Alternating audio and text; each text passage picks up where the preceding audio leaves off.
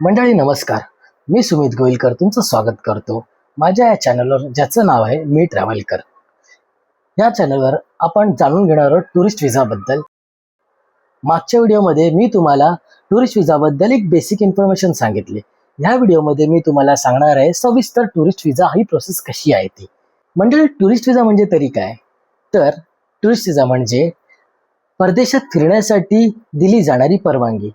पण ह्या परवानगीवर तुम्ही कुठेही बिझनेस करू शकत नाही किंवा कोणत्याही देशामध्ये जाऊन स्टडी करू शकत नाही किंवा कोणतीही नोकरी शोधू शकत नाही.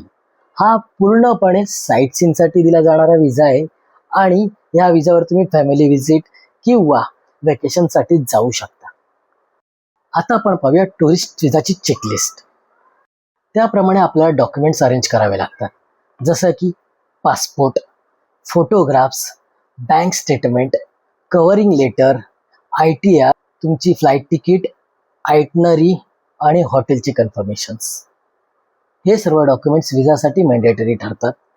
काही विजांकरता ह्याच्यापेक्षा कमी डॉक्युमेंट्स लागतात आणि ज्या कंट्रीज जसं युरोपमध्ये काउंट होतात, UK मध्ये काउंट होतात किंवा ऑस्ट्रेलिया, न्यूझीलंड, त्या ठिकाणी आपण अशा प्रकारचे डॉक्युमेंट्स वापरू शकतो. आता सर्वात महत्त्वाचा भाग म्हणजे काय, तर पासपोर्ट. पासपोर्टची व्हॅलिडिटी विजा करता 6 महिन्याची लागते आणि त्यामध्ये 2 ते 3 पानं ही ब्लँक लागतात. ही ब्लँक पानं पासपोर्टवर स्टिकर आणि स्टॅम्प करता लागतात. फोटोग्राफची रिक्वायरमेंट ही प्रत्येक कॉन्सुलेट प्रमाणे वेगवेगळी आहे. Application form. ॲप्लिकेशन फॉर्मचं कसं आहे की ॲप्लिकेशन फॉर्ममध्ये जी डिटेल आहे ती पूर्ण भरावी लागते. सर्व कॉलम कंप्लीट करणं मॅन्डेटरी आहे. त्याच्यानंतर तुम्ही ज्या काही डेट टाकता किंवा पासपोर्ट नंबर म्हणा, तुमची ट्रॅव्हलिंग डेट म्हणा किंवा तुमची पासपोर्ट इश्यू डेट म्हणा, पासपोर्ट एक्सपायरी डेट म्हणा, ही अचूक असणे फार महत्त्वाचे असते. कारण जे पण ॲप्लिकेशन आपण सबमिट करतो ती डिटेल ही ॲक्युरेट भरणं फार महत्त्वाचं आहे. कव्हरिंग लेटरमध्ये आपण आपल्या नावासोबत पासपोर्ट नंबरचा उल्लेख करावा. त्यानंतर पुढे आपण आपला उद्देश मेन्शन करावा, आपली ट्रॅव्हल डेट मेन्शन करावी, कोणत्या डेटपासून कोणत्या डेटपर्यंत जाणार आहोत आपण आणि कुठे राहणार आहोत, कोणत्या लोकेशनला राहणार आहोत. त्यानंतर पुढे आपला ऑक्युपेशन मेन्शन करावा. ऑक्युपेशन झाल्यानंतर आपण भारतात पुन्हा येऊ याची हमी मेन्शन करावी आणि विनम्र शब्दात विजा अप्रूव्ह करण्याची विनंती करावी. या प्रकारे आपण शॉर्टमध्ये कव्हरिंग लेटर बनवू शकतो. ट्रॅव्हल आयटनरी, हॉटेल बुकिंग आणि एअर तिकीट, त्यासोबत जर तुम्हाला कोणाचं इन्व्हिटेशन असेल तर त्या इन्व्हिटेशन लेटर विथ त्याची पासपोर्ट कॉपी ही तुम्हाला जोडावी लागणार. 3 वर्षाचे इन्कम टॅक्स रिटर्न्स ही जोडावे. आता आपण बोलूया बँक बॅलन्स बद्दल. मंडळी, बँक बॅलन्स किती ठेवावा, किती असावा, याच्यामध्ये काउन्सलेट आणि एम्बॅसीज कुठेही म्हणत नाहीत की किती बॅलन्स असला पाहिजे आणि किती बॅलन्स सफिशियंट आहे. त्यांच्या चेकलिस्टमध्ये फक्त आणि फक्त सफिशियंट बॅलन्स मेन्शन केलेला आहे. तर कसा काउंट करावा की किती असावा बॅलन्स? तर मंडळी, 1.5 लाख ते 2 लाख पर पर्सन प्रमाणे तुम्ही बॅलन्स ठेवू शकता.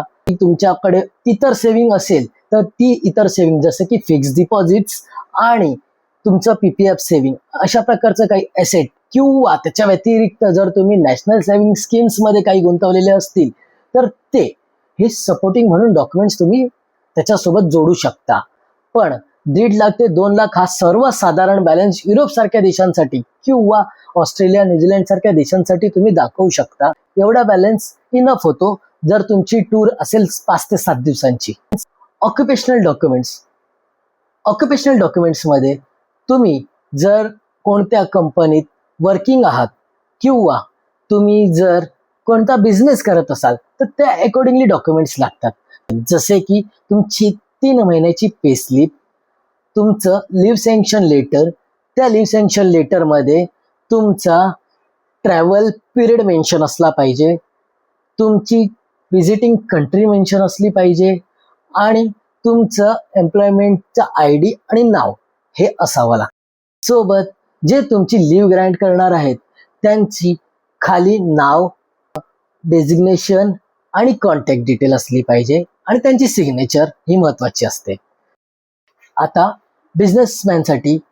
बिझनेसमॅन करिता जे व्यक्ती बिझनेस करत असतील त्यांचं बिझनेसचं रजिस्ट्रेशन जसे की GST सर्टिफिकेट, पार्टनरशिप डीड, मेमोरेंडियम किंवा इतर कोणते जे गव्हर्नमेंट रजिस्टर्ड डॉक्युमेंट्स असतील ते, आणि ते पूर्णपणे इंग्लिशमध्ये. रिजनल लँग्वेजचे कोणतेही डॉक्युमेंट्स ॲक्सेप्ट केले जात नाहीत. जर तुम्ही रिटायर्ड असाल तर तुमचे रिटायरमेंट रिगार्डिंग जे काही डॉक्युमेंट्स असतील, जसं की तुमचं पेन्शनचे स्लिप्स असतात किंवा तुमचं रिटायरमेंटचं लेटर मिळालं असेल किंवा तुम्हाला रिलिव्हिंग लेटर मिळालं असेल, जे काही असेल ते डॉक्युमेंट्स तुम्ही सोबत अटॅच करू शकता. असे एकंदरीत चेकलिस्ट प्रमाणे डॉक्युमेंट्स लागतात. हे डॉक्युमेंट्स तुम्ही विजा ॲप्लिकेशन सेंटरवर सबमिट केला तर तुम्हाला इश्यू होत नाही. टुरिस्ट विजाचे रिजेक्शन रोखण्यासाठी काय करावे, तर सर्वात प्रथम आपले डॉक्युमेंट्स आपण चेक करावे. डॉक्युमेंटमध्ये कुठे करेक्शन, एरर किंवा चुकीचे डॉक्युमेंट नसावेत. फेक आणि वेग डॉक्युमेंट्स वापरू नका, कारण याच्यावर विजा 100% रिजेक्ट होऊ शकतो. एम्बॅसी हे तुमचे डॉक्युमेंट्स चांगल्या प्रकारे व्हेरीफाय करतात आणि त्याच्यावर डिसाईड करतात की विजा द्यायचा की नाही द्यायचा. बँकेत वीक स्टेटमेंट देऊ नका, जेणेकरून तुमच्या विजासाठी इश्यू होईल. बँकेमध्ये कुठूनही सडन डिपॉझिट किंवा कॅशमध्ये हेवी ट्रान्झॅक्शन होतील असं काही करू नका. जर तुमच्या अकाउंटला रेग्युलर ट्रान्झॅक्शन असतील तेवढे तर काही प्रॉब्लेम नाही, पण हेवी ट्रान्झॅक्शन होणार नाही याची काळजी घ्या. तुमच्या डॉक्युमेंट्समध्ये विजा ऑफिसरना ओव्हरस्टेचा डाऊट येणार नाही अशा प्रकारचे डॉक्युमेंट्स तुम्ही सबमिट केले पाहिजे. अप्रुव्हलचे चान्सेस वाढवण्यासाठी तुमचा ट्रॅव्हल प्लॅन हा क्लिअर असला पाहिजे. सगळे डॉक्युमेंट जेन्युअन असले पाहिजेत, कुठेही कोणत्या प्रकारची मिस्टेक नसावी आणि तुमच्या अकाउंटला बॅलन्स हा प्रॉपर असावा.